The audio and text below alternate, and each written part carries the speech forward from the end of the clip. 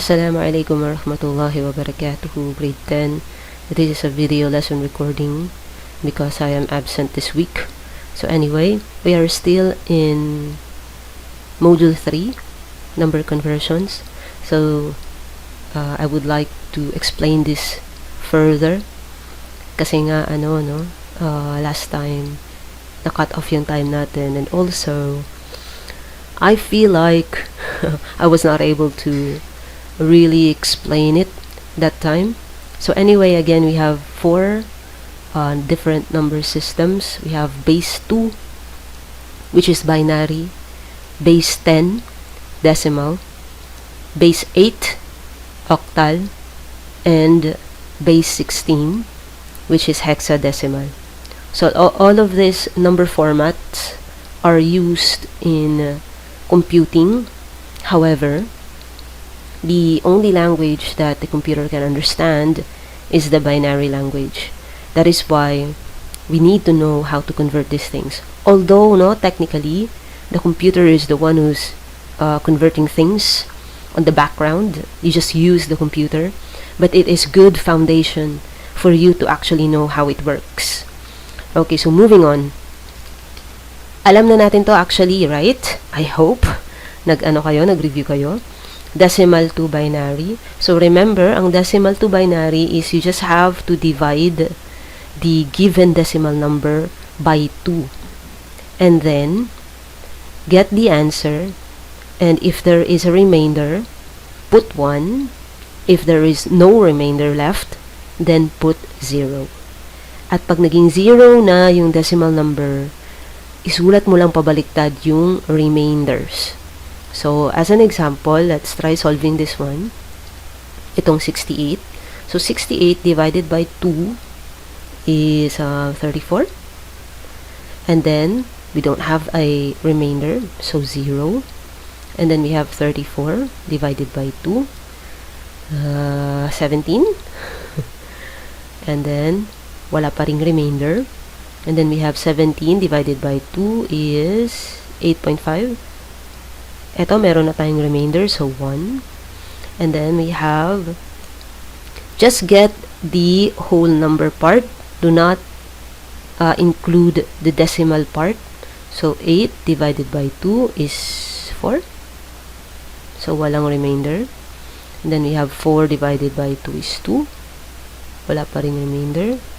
2 divided by 2 is 1. Then walang remainder. 1 divided by 2 is 0.5. So meron na tayong remainder. And then 0 divided by 2 is just 0. Now you just have to write this pa ganito. So the answer now will be 0, 1, 0, 0, 0, 1, 0, 0. And then lagyan nyo ng 2 sa ilalim so that we will understand that it is a binary format.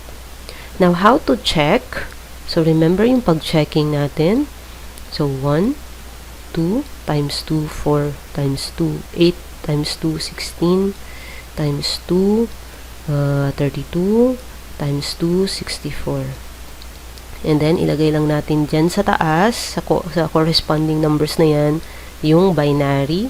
So, we have 0, 0, 1, then we have 0, 0, 0 again, and then we have 1, and then may 0 sa last. Okay, just put it there, but it's still 0, so hindi rin siya naka-apekto, no? So again, sinabi natin last time, kung ano lang yung may 1, yun lang yung i-add mo yung corresponding number sa ilalim. So, this example, ang meron lang 1 is 64 at saka 4. So, ibig sabihin, i-add natin yung 64 at saka yung 4 is equals to 68, which is our given. So, that is how you check kung tama ba yung nakuha ninyo na binary equivalent number. Okay, let's try a different example. Etong 95. So, 95 divided by 2 is, I don't know. Let me use my calculator. Okay, 47. 0.5. So, may remainder. And then 47 divided by 2. 47, 23.5. Okay. And then 23 divided by 2. 23, 11.5. Okay. Meron pa ring remainder. 11 divided by 2 is 5.5. May remainder pa rin. 5 divided by 2 is 2.5. May remainder. 2 divided by 2 is 1. Walang remainder. 1/2 is 0.5. Merong remainder. And then 0 divided by 2 is just 0. Pataas. So, 95 is 0, 1, 0, 1, 1, 1, 1, 1. And then 2. Sorry. Amazing ang number 2 ko. Okay. Now, again, for the checking. So, meron tayong 1, 2, 4, 8, 16, 32, 64. Ano sa 64? 1 to 8? Okay. So, ilagay natin sa taas. 1, 2, 3, 4, 5, 0, 1, 0. So, again, ang i-add lang natin is yung merong 1 sa itaas. So, it's 64, 16, 8, 4, 2, and then 1. So, i-check talaga natin kung tama ba yan. So, we have 16 plus, 64 pala, okay. Plus 64 plus 8 plus 4 plus 2 plus 2 plus 1. Okay. So, 95. Which is the same as our given. Okay, so anyway, last. Okay. So, last example for tawag dito? Decimal to binary. Sorry guys, sabaw ako today. It's like a little bit early in the morning. And, yeah, I'm stressed already. It's early in the morning. Anyway, moving on. So, 338, no? 338 na decimal, i-convert to binary. So, we have, pero hindi ko pagkatiwalaan yung sarili ko. So, let's check. Divided by 2. So, 169 pala. Walang remainder. Anyway, so 169 divided by 2. 84.5. Okay, so may remainder. 84 divided by 2, 42, diba? Okay, so 42. And then 42 divided by 2, 21. Okay, wala pa ring remainder. 21 divided by 2 is 10.5. 10.5, so 0. Merong remainder, sorry. And then 10 divided by 2 is 5. Walang remainder. 5 divided by 2 is 2.5. May remainder. 2 divided by 2 is 1. Walang remainder. 1/2, 0.5. May remainder. And then 0. And it's just 0. Okay.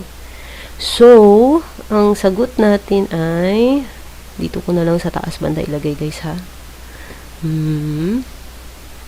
Is equals to, ano yun? 0, 1, 0, 1, 0, 1, another 0, 1, 0, 0, 1, 0, binary. Okay. Guys, try nyo daw i-check kung tama ba ni siya. Ang i-add lang ay 2, 4, 8, 16, 32, 64, 128, tsaka 256. 256. Okay.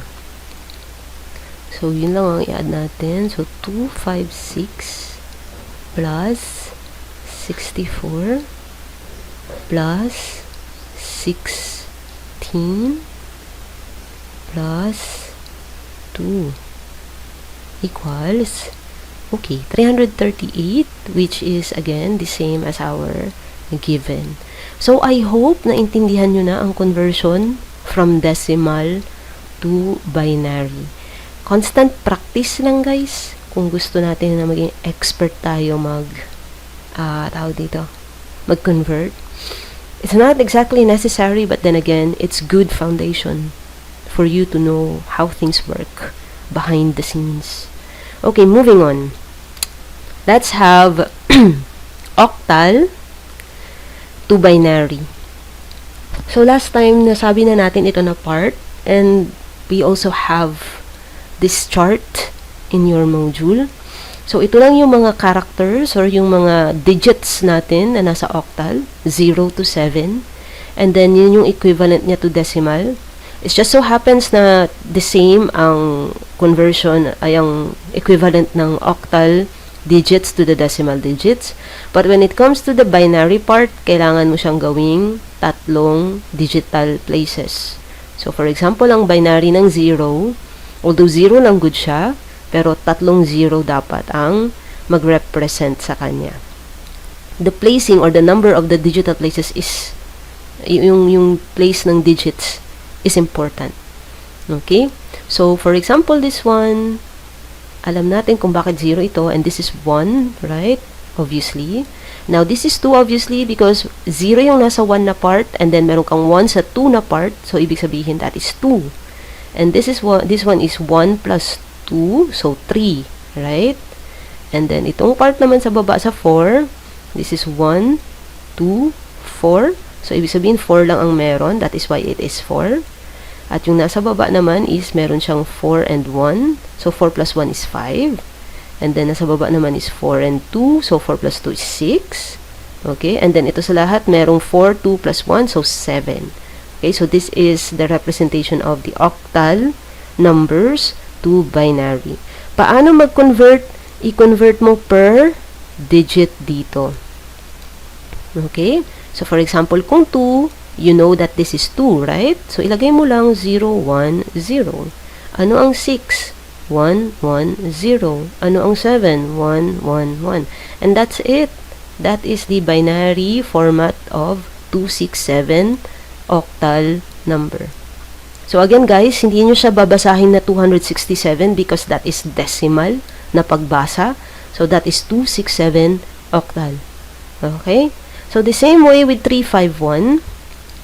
So, 351 is just, again, per digit mo siya i-convert. So, ang 3 is 011, ang 5 is 101, and then ang 1 is 001 binary. That's it. That's as simple as that. Okay? Next, we have hexadecimal. Itong hexa tsaka octal, guys, almost the same sila, no? Ang pinagkaiba lang talaga is that the hexadecimal part has 4 digit places. So, ibig sabihin, ang 0 ng hexa is 4 na 0 sa binary. Ang 1 naman ay 4 din dapat. So, ganito, 0001. Ang logic doon, guys, no, bakit 4 siya na places is because ang pinakamataas na number sa hex is 15. Kasi nga, ang pang 16 ay isang set na siya ng number, which is, yun na yung 10, equivalent na 10 sa hexadecimal. That is why walang 16, kasi 10 na nga yun siya. Okay? I hope naintindihan nyo yun na part. Anyway, so, pag 15 ang pag 15 ang pinakamataas, therefore, imagine nyo na lang, again, this is the binary system. So, 1, 2, 4, 8. So, ibig sabihin, kung merong 1, yan siya lahat. So, kung i-add mo, 8 plus 4 is 12, plus 2, 14, plus 1, which is 15. So, ibig sabihin, 4 talaga na digital places ang kailangan mo or ang maximum para sa hexadecimal. And that is why 4 tayo ang digital places dito. The same way with, kung iisipin niyo, the same way with octal. So 4, 2 plus 1, that is 7. And the last digit in octal is 7. So ibig sabihin, maximum niya na itong tatlong digit places. Okay? So let's go ahead and convert this one. So ang 2 is just 0, 0, 1, 0. Ang 3, 2 at saka 1, right? So 0, 0, 1, 1. Ang 4 is just 0, 1, 0, 0. Ang 5 is 0, merong kang 4, walang 2, merong 1, 0, 1, 0, 1. You have 6, so meron kang 4, meron kang 2, wala kang 1. 4 plus 2, 6. You have 7, so ang 7 is 0, you have 4, 2 plus 1, 0, 1, 1, 1. Ang 8 naman is, this is 8, right? Kasi, this part is 8, kasi nga, pinakita ko na kanina, no? Sa, kanina sa example. So, ang 8 is just 1, 0, 0, 0. Ang 9 naman ngayon is 8, walang 4, walang 2, merong 1. Ang 10 is merong 8, merong 8, walang 4, merong 2, walang 1. So, 8 plus 2 is 10. Okay? Ang 11 naman natin is merong 8, walang 4, merong 2, merong 1. 1, 0, 1, 1. Ang 12 naman is merong 8, walang 4. Ay, tama ba? 8 plus 4. 12, right? Okay, so 8 at saka 4, walang 2 and 1. Ang 13 is merong 8, merong 4, walang 2, merong 1. Ang 14 is 8 plus 4 plus 2, walang 1. And then ang 15 is 8 plus 4 plus 2 plus 1, 15. Okay? So, I hope naintindihan niyo yan siya. Again, guys, huwag niyo siyang i-memorize. Dapat intindihin niyo yung underlying concept so that later on, mas madali siya sa inyo actually. Huwag niyo to siyang i-memorize again. Okay? Just ganun lang siya. Anyway, so the same way as octal, per digit ka din mag-convert dito sa hexadecimal to binary. So, ibig sabihin, ang 3C2 from hexadecimal to binary is ang 30011. Ang letter C, which is 12, so 1100, 1100, and then ang 2 is 0010, and that's it. That is your answer. So, ang 48A naman, again, no, kada digit tayo mag-convert. So, 4 is 0100, ang 8 is 100, ang A is 10, so 8 at saka 2. Ayan. Yan na siya kaagad, guys. Madali lang, diba? So, ang 2 is 0010.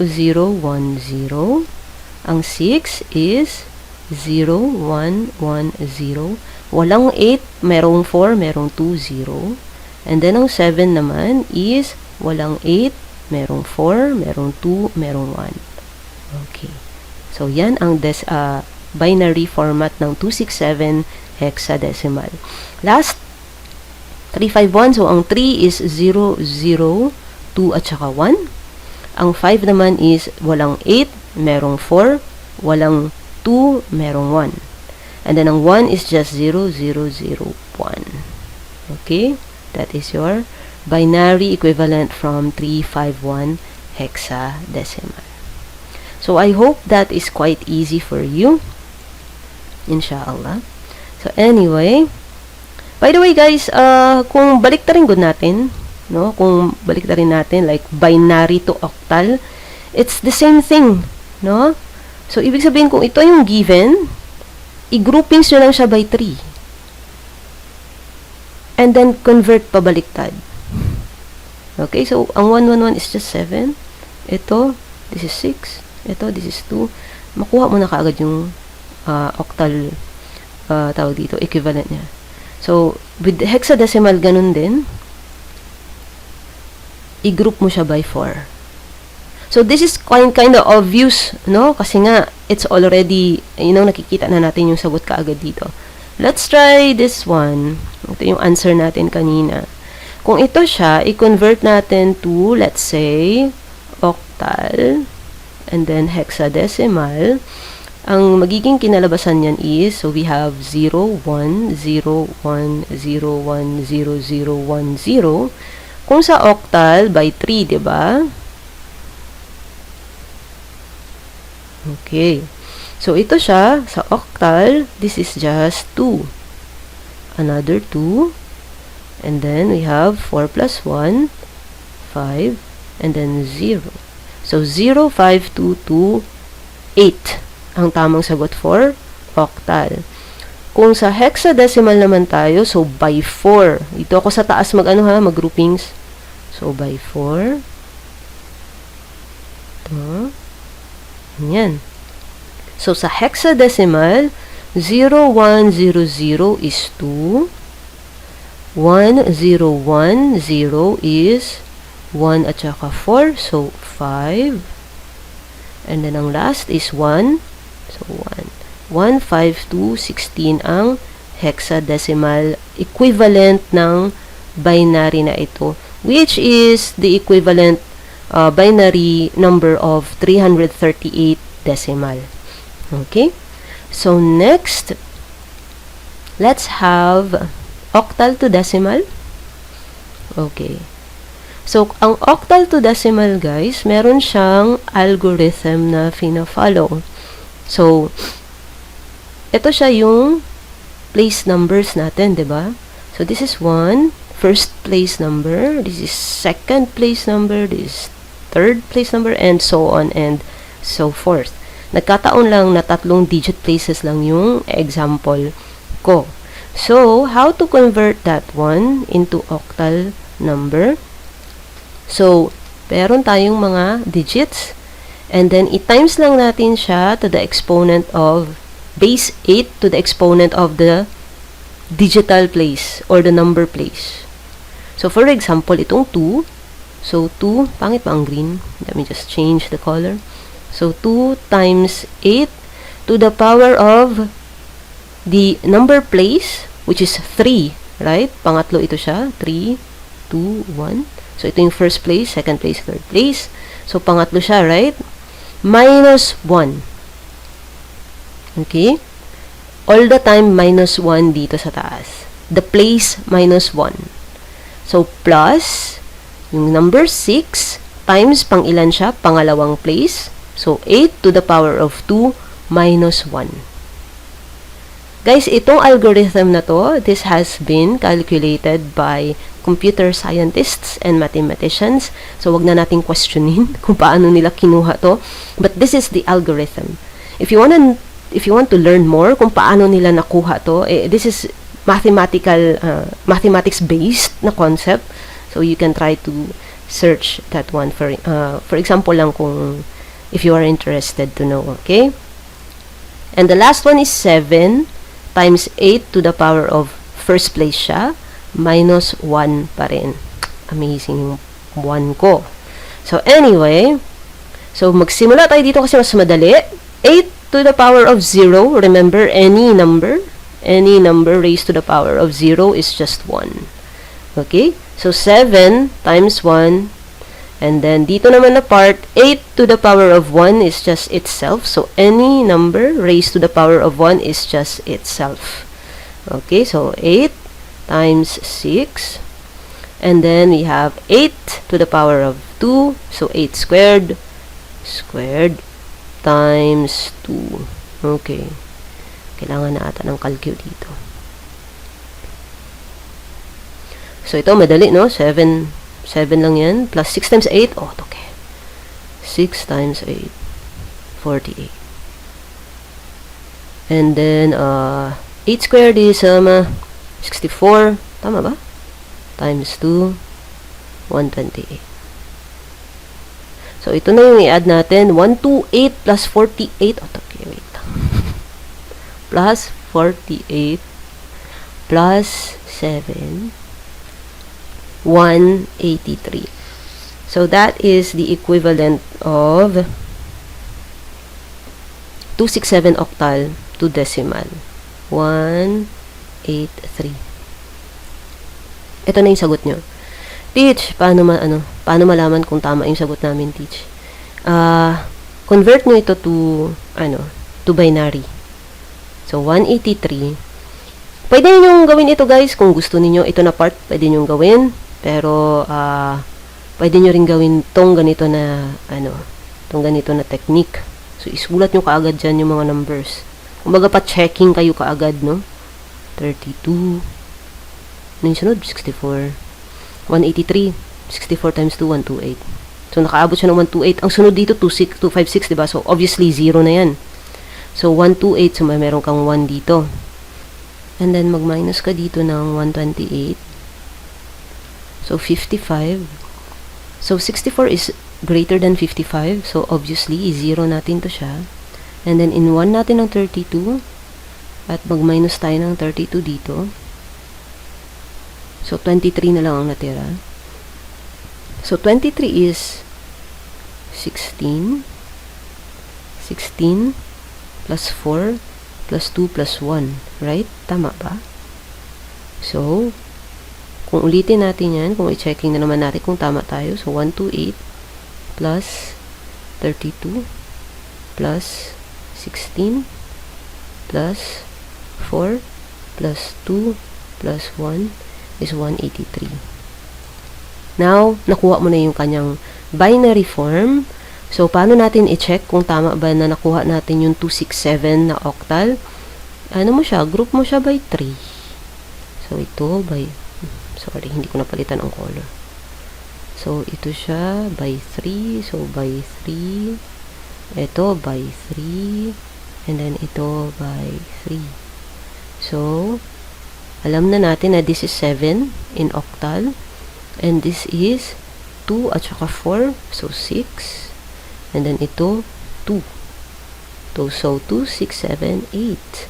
Which is the same as our given. So, ganun mag-checking kung gusto nyong i-checking, guys. Okay? Next, let's have 351. So, again, meron tayong decimal places. Meron tayong number places, I should say. Hindi pala to decimal. Ayan, no? So, para ma-solve natin yan ulit, we have 3 times 8. Pangatlong place siya, minus 1. Plus 5 times 8. Pangalawang place siya, minus 1. Plus 1 times 8. First place siya, minus 1. So, this one is just 1 times 1. Plus 5 times 8. 40, no? Plus 3 times 64.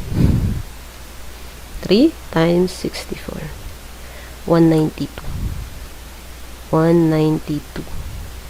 So, 192 plus 40 plus 1. So, 233 ang decimal equivalent ng 351. So, the same way, try lang natin siya i-check. So, we have 1, 2, 4, 8, 16, 32, 64, 128, 256 ang sunod. So, masyado nang mas malaki yun kaysa 233. So, hanggang dito lang tayo. So, ibig sabihin, i-1 natin itong 128. So, 233 minus 128. May naiwan na 105. So, i-1 din natin itong 64. So, minus 64. May natira na 41.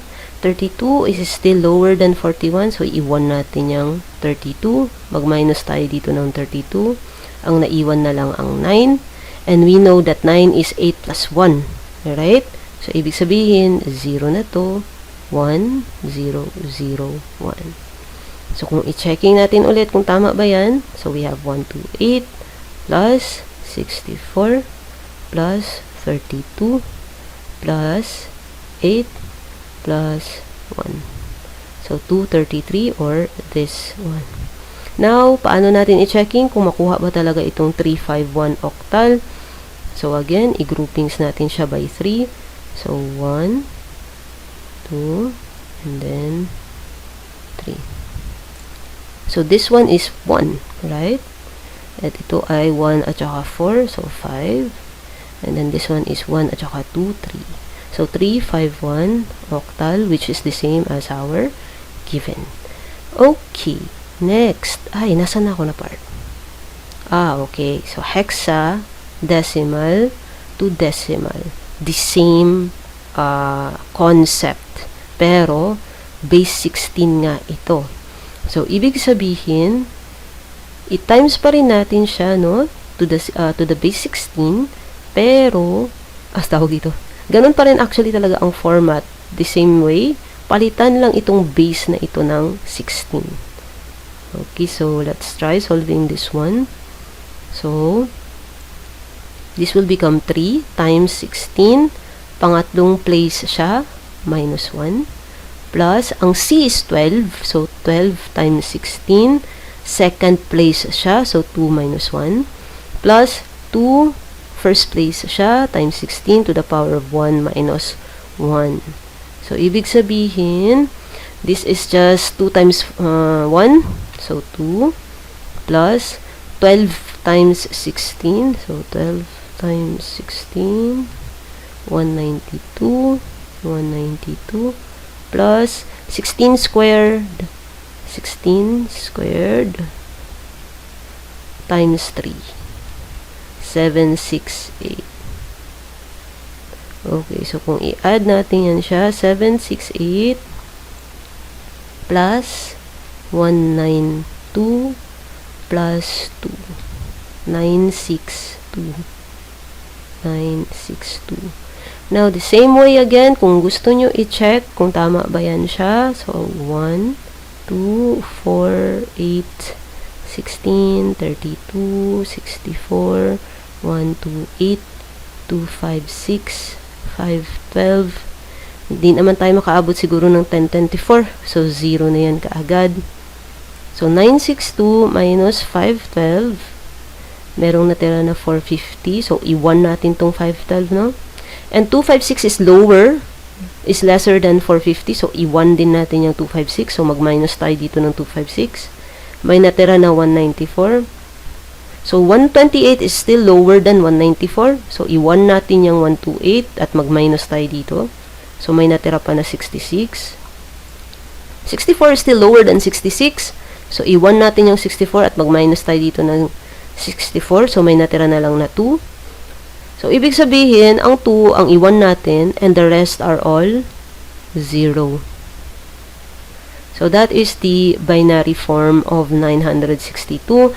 At kung gusto talaga nating i-check kung that is the same as 3C2 hexadecimal, i-group natin ito by 4.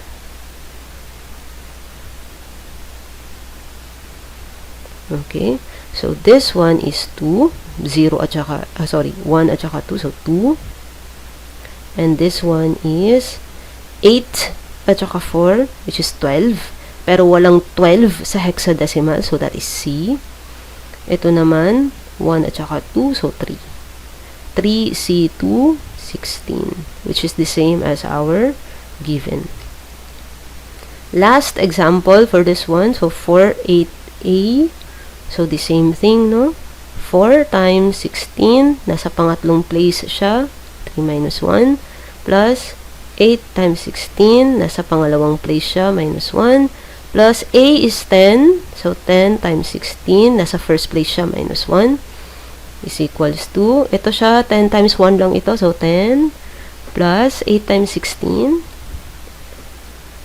8 times 16, 128, plus 4 times 16 squared, 16 times 16,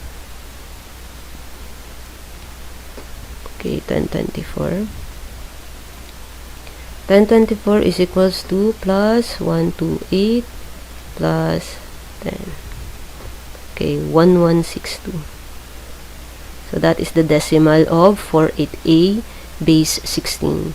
So, again, kung gusto nating i-checking, kung tama ba yan. So, 1, 2, 4, 8, 16, 32, 64, 128, 256, 512, 1024. So, i-1 natin yung 1024. Tapos mag-minus tayo dito ng 1024. So may natira na, what did I do? 1162 minus 1024. 138. So 512 is greater than 138. So i-0-0 natin tong dalawang to, pero ang 128 is 1. So mag-minus tayo dito ng 128 at may natira na 10. So 10 is obviously 8 at saka 2, right? So the rest are all 0. Yan. And so if you wanted to check kung makuha talaga itong 48A, so again, groupings natin by 4. Yan. Okay. So ito siya is 8 at saka 2. So 10. But hexadecimal doesn't have 10. So A. This one is 8. And this one is 4. So 4, 8A, 16. Which is the same as our given here. Okay. So, I think that's it, guys. Wala na ba akong nakalimutan na part? Na-convert na ba natin silang lahat? So, actually, kahit bali-balik ta rin, guys, ang given, kaya nyo siyang i-convert probably. Like, kahit for example, magbigay ako ng decimal and then you are asked to convert it to binary, to hexa, to octal, you can do it. Of course, you can, right? Okay, so anyway, your activity later in the afternoon period of your TLE, please answer the performance task in Module 3. Madali lang yun siya, guys. Promise. Okay, so submit your papers to Tch Norhayya in the admin office. So thank you so much for listening and attending the class today. Subhanakallahumma wa bihamdik. Ashhadu an la ilaha illa anta astaghfiruka wa atubu ilaik. Assalamu alaikum wa rahmatullahi wa barakatuh.